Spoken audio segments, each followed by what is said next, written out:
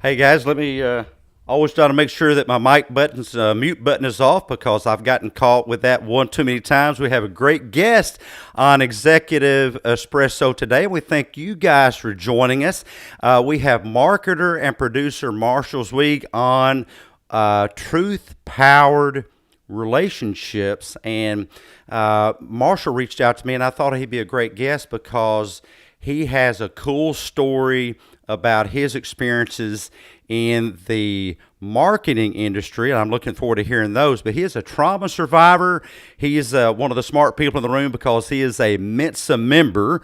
Gosh, this morning he may be the only smart person in the room with me being here. He is a trauma recovery coach, and he's the guy that introduced Little Caesars Hot and Ready Pizza and Benefiber. And who of us couldn't use a little bit more fiber in our diet? I know I sure could. He is the content creator for Disney. He's been a content creator for Walmart, AT&T, PepsiCo, ABC, CBS. He's been all over the place. And Marshall, thank you for being here. It's a treat to have you here. How's your weekend going so far? Well, it's interesting because, first of all, I want to tell your listeners, Dr. Heath couldn't have been nicer. I am the reason that we started a couple of minutes late. We had to get me set up, but my weekend is okay. But one of the things we're going to be talking about are relationship tips during tough times. And my wife and I were having a very intense conversation, and I had to call it short for this. She understood. Oh, But yeah, so I'll share more about that. That I'd say the weekend is getting to a productive place. How about that? that's awesome. That's awesome. Hey, I hate to jump in and just, go for the pizza, but what's up with this? You helped develop, or what was your interaction with the hot and ready pizza? Because man, that you're speaking my language. Yeah, it was an innovation in I think it was 1999 or two. It was 2000, I think, and I was working at an advertising agency called the Mars Agency, and guy came in. He's since passed on untimely death. He asked for a creative director with no ego, and I was put on the case by my head creative director, still a friend of mine, and we introduced it. Very little money to introduce Hot and Ready Pizza at first, but our first broadcast spot did exceedingly well. Far exceeded what they warned the store owners to do. And then I became the agency of record for almost a decade, and helped them make. They went from the verge of bankruptcy to where they are now, which is the number two pizza company in America. Wow, Yeah. that's amazing. And what about Benefiber? What was your relationship with Benefiber? I was the promotional agency of record for Novartis over the counter. They don't own it anymore. They've since sold it. But here was this green and yellow logo, and we've got this fiber, and it's the first clear, odorless, tasteless fiber. And I think I came up with fiberlutionary, which Oh they wow. used. Part of the words were behind this clear glass, and then fiber was there, and then evolutionary was out. So I fancy myself as an innovation marketer because both of those were product innovations. Before Hot and Ready Pizza, you couldn't just walk into Walmart or anywhere and get a pizza and walk out. You had to call ahead, order, sit and wait in those uncomfortable chairs. So yeah. Wow, that's amazing. And I didn't really have this on the agenda, but I'm on the X platform on social media. You're on social media, and one of the hot topics, no pun intended, talking about pizza. One of the hot topics is creativity. But you seem like a really creative guy. Is that hard for you, or does that just come naturally? I'm going to answer. I hope I don't sound unhumble because everybody has their particular gifts in life. I once saw Elton John, the singer on singer and songwriter, on Inside the Actors Studio, and somebody said, "What do you do with writer's block?" And he got up out of his chair with impatience and he said, "There's no such thing as writer's block. Somebody give me a book." And somebody handed him Canterbury Tales, and he Oh sat down wow. on the piano. I'm sure you could Google, and he started to write a song to Canterbury Tales, and I have goosebumps remembering it. Oh wow. Me too. Just hearing about it. So the long answer short is I don't. Creativity is a place where we can all go to access and download information, and it's just a place where I practiced enough that I can go there very easily. It just comes Wow. to me Now I naturally. want you guys to hear what Marshall just said. he said, I practiced enough so that I could go there easily. And what I hear on social media is people waiting, for gold to fall from the sky or something. They're waiting for that to come to them. And it sounds like you're saying, along with Elton John, by the way, one of my favorite singers of all time, not to sound really old, but I used to roller skate to Elton John songs at the roller skating rink when I was a kid, Awesome. and I still remember those days around the roller rink. But yeah, I think that people sit around waiting on it to happen. It's kind of like motivation. People wait around thinking there's some, I don't know, ether that's going to fill their nostrils and enhance their brain with motivation. And I believe that both creativity and motivation is something that you create. Yeah, and I think it comes out of life. I mean, here you turn the mic over to me when you introduced me, and I talked about the difficult conversation. I shouldn't say difficult, the challenging conversation that my wife and I are having. That's practice. You learn how to say the inner world outside. Everybody can do that. If you've watched Seinfeld, I'm sure you have. Most people have. Larry David actually, snuck into a woman's apartment to steal her answering machine tape because he had left 14 messages, or once quit a job and then came back Monday morning and said, I was just kidding. Those are all real stories. We can all mine our lives for real stories. We have interesting stories. We just have to be able to see it that way. And I've actually not thought about this, but it dawns on me maybe part of the problem is that people devalue their own story, thinking it's not worth telling. And I'm there. I've thought that for a long time, but the way I view it is with a I might call a Rogerian philosophy, as in Mr. Rogers. And Mr. Rogers would say, there's never been anyone like you in the universe, and there'll never be anyone like you again in the universe ever. So if you don't share your story, you're robbing people of a story that they'll never hear from anybody else. So, yes, your story is valuable to tell. Yeah, and you used the word universe from Mr. Rogers. Sinead O'Connor had a song called "The Healing Room," and she said, "I have a universe inside me, and if we have a universe inside us, then it's infinite material to mine." I love that. A universe, and I think we all do. We Yeah. all do. Well, I didn't have any of that on the show notes, but it came up, and you're an interesting guy and in marketing, and I'm fascinated. I'm a terrible marketer, but I'm fascinated by marketing.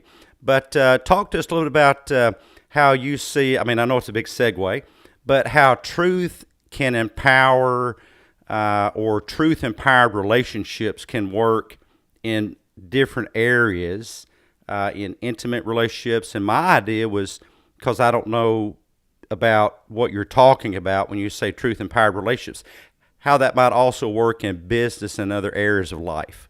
Yeah, because I coach authentic leadership principles for business.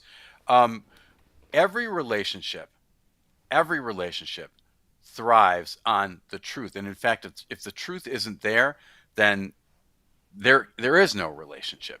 There's people putting on pretenses, masks, airs, trying to appear a certain way, versus this is what's happening inside me. Here's what it is. You present it. You are aware of it. You express it, and you get either acceptance or feedback of some kind. Um, Truth empowered relationships, which does I do coach truth empowered parenting as well, and I do coach authentic leadership. Truth empowered relationship is the idea that in a relationship where we can feel close to someone, the way to feel close is to follow these rules and structure that I have. My book's coming out next year, where you can learn to be yourself and another person's healer, which is one part therapist, one part coach, one part best friend, and in the case of someone you're physically intimate with, one part lover. It's all doable, and taking no, here it says therapy bites, taking nothing away from therapy, because it's important. I feel like everybody ought to be empowered to ask the curious questions and listen with the graciousness of a good therapist, and then suddenly you have a relationship. Yeah. Oh, I completely agree. My big thing is I tell patients every day, I'm here to work myself out of a job. If you find, and I don't mean to offend anybody, but if you're finding a therapist that it seems their job is to work themselves into a greater job, well, that's a problem. They're just churning the account, creating business.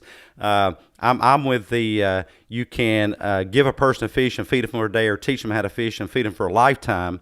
And I think that we should all be teaching stuff like this to empower people. And speaking of social media, there's so much on social media that disempowers people, but I won't get on that soapbox there. What are some of your top relationship tips for couples or people in relationships? Most everyone on the planet's in a relationship. What's some of your top tips for tough times? Well, first of all, I'm going to give that. I do want to comment on your social media thing. I used to call it the Facebook life, but Facebook is kind of a little more dated now. People, if you ever compare yourself, this is an important relationship for the relationship with yourself. I'm suggesting a warning, which is do not compare yourself to the things you see posted on Facebook or Instagram or TikTok or wherever. These are people presenting often the best possible version of themselves versus the authentic version of themselves. So it can lead to depression, to despair, to all these things. So that would be a relationship tip with yourself. I love that. I love that. I got up this morning. I did not have time to take a shower because I stayed up late working on stuff. But I did brush my hair. I did the best I could do with it. You'll notice Marshall did the best he could do with his I hair. did. I did. Gillette is And my barber. I put these glasses on because they help me see the screen, but they also are blue and kind of match my shirt. And I have this vest and this nice pressed blue shirt on. But to Marshall's point, this is all I let you see, because if I tilted the screen down, you could see I'm in my tennis shoes and my bicycle shorts. I call them bicycle shorts. They're just a pair of shorts, and my shirt is not tucked in. So on social media, it's all heavily curated, and by the way, it's a bit like reality TV in that even the stuff that people say are genuine is highly curated. Even when they say, "Hey, this is the real me," it's only the real them that they're allowing you to see. But thank you for that, Marshall. That's incredible stuff. I appreciate that. So what's another tip that you use in your coaching? I I like to give this life hack, and it actually applied. There was a elevated conversation that I had with a friend's wife the other day, and I said, I didn't say I'm angry. I spoke in very polite words. I actually used the words "pardon me," but I didn't say I was angry. And when you say I'm angry in a conversation, when you are angry, you won't the tendency is to not get as elevated because you're expressing the fact that you're angry. If you don't say I'm angry, and I'm talking to myself as well as everybody else, suddenly the conversation gets higher because the anger is propelling something inside you. Now that sounds a lot, well, a little bit, maybe a lot like a NLP thing. And I have studied NLP extensively. You're right. And that's neuro linguistic programming. That words really matter. They're not just words; they are programming, and it's the words you say to yourself and the words that you say to other people. So that's a great tip. That's a great tip. I like to tackle the word fight. Couples use a lot the word fight, and I'll say, now wait a minute, let me get this straight. What if we put you and your spouse in a boxing ring in Madison Square Garden and sold tickets for $100 a pop? And then the announcer came out and said, in this corner, well, is you, in that corner as well as them. And then you came out and you did in the ring what you call a fight. Well, there'd be a fight of people asking for their freaking money back because that ain't a fight. Yeah. So why would you call it a fight? Why would you catastrophize it? You had a disagreement, you had a struggle, you had a difference of opinion, and it's kind of like I stole it from Crocodile Dundee. Mate, that's not a knife. This is a knife. and it's we're sabotaging ourselves by our very language. Speaking of which, take us quickly through your take on well, some NLP stuff. What might be some more or ACT? ACT is acceptance commitment therapy, and then the nonviolent communication. I know that's a lot of acronyms, but those are cool things you guys can Google later. Yeah, and the guy who invented he likes to call it by the word versus the acronym. He likes to say ACT. He is an interesting fellow. He suffered from panic attacks, and that's how he developed this. And you cannot get a degree or even a certification in ACT.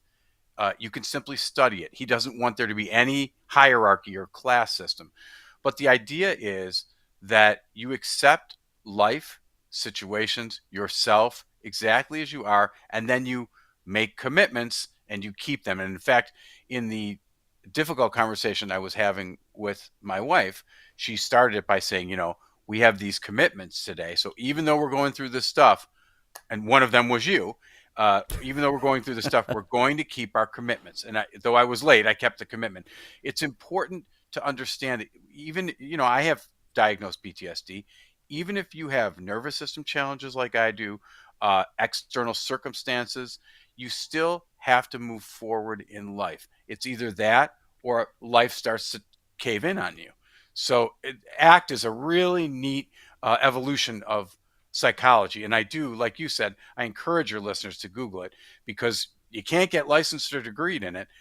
So you might as well take a look at it and learn it for yourself. Very helpful.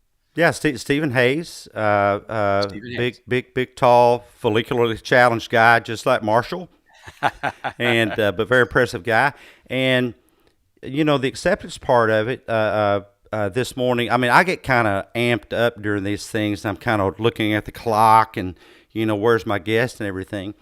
But and and and since I'm really amped up because I do want to be on time for the audience. I also think I don't know what's going on with my guests. My guests may be going through something very important. This is important to me, but the level of importance to me, they may have something way, way more challenging going on. So I think that we can accept that others have challenges. And again, back to the not catastrophizing. Well, just real quick before we do run out of time, three quick questions. What's your own top mental struggle? Accepting my own, I'm a survivor of sexual trauma, accepting my own sexual energy, desires, expressing them, that would be the most difficult. And your current best or most used mindset hack for yourself? Noticing when I am looking at myself, if that makes sense. If you've ever gotten in trouble and someone says, watch yourself, that is what I sometimes do to myself. And that things like that were said to me. So I notice that, I come outside of it. When I'm in it, I'm doing exactly what it would happen when I got in trouble. When I notice it, I'm outside of it. And it's just something that's happening inside me. That's awesome. It's almost like an out of the body experience. Yep. Or Yeah. out of this traumatic reaction experience for sure. Yeah. And speaking of which, what tended to work best for you, or is working best at for helping you heal from your trauma? My wife. Oh wow, connection. Yeah. Yeah, Yeah. connection is healing. What about a final tip, a final an affirmation for the audience to take into the weekend with them? Well, I want to say this because I happen to be a CMO, Chief Marketing Officer, and a featured life coach on an app called Ngomu. If you don't mind me plugging it, the reason Yeah. I want to offer this as a tip, it's less than $1 a day, and you get dozens of coaches, dozens of coaches in life, soul, wellness, and work. So if you want more support than Dr. Heath can give you, and you can't afford, let's say, a one-on-one session with him, with me, you can get this app in Gomu, and it's on the Apple Store and Google Play, and you get support for $1 a day. How do you spell Most that? people have $1. INGOMU. It's the ING in coaching and the OMU in community. So we have coaching Oh, communities. Mine is called Truth Empowered Relationships. Healing Through Feeling is the full name. That's what. And how can folks get in touch with you, Marshall? You can. I'll send you a link tree. I don't know if you can put it in the show notes, but my name is spelled Marshall, as you see on the screen there, Zweig.com, and you'll find me. Easy enough. Thank you Easy for enough. joining us. Thank you guys for joining us. Share this out to somebody in need. Have a great weekend. We'll catch you next time.